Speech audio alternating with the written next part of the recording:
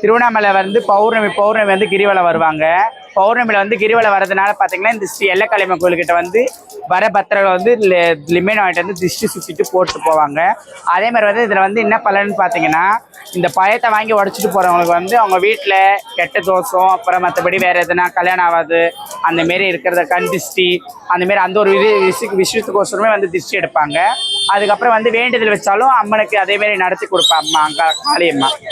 நீங்க வந்து பௌர்ணமிக்கு மட்டும் தான் இங்க இருப்பீங்களா? ஆமா, பௌர்ணமி மட்டும் தான் இருப்போம். நீங்க கையில வச்சிருக்கீங்க அது என்னது? இது வந்து பெரமைன்னுவாங்க. இதுல வந்து பெரமையில மந்திரிச்சோமா அவங்களுக்கு இருக்கிற மேல பேயோ ஆத்மா அதை விட்டுட்டு ஓடி போகணும் ஒரு ஐதீகம். சரி சரி. இங்க நிறைய பேர் டிஸ்ட்ரிக்ட் சுத்துறாங்களா?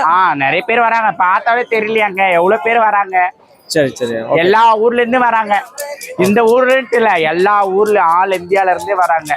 Okay okay. டிஸ்ட்ரிக்ட் சுத்துறதுனால நிறைய பேர் வந்து நல்லது நடந்து சொல்லியிருக்காங்க. என்கிட்ட எவ்வளவு பேர் வந்து சொல்லியிருக்காங்க, அக்கா போன மாசம் சுத்தி போட்டு போனேன் நல்லா தாங்க இருக்கேன் அப்படின்னு எவ்வளவு பேர் வந்து சொல்லியிருக்காங்க.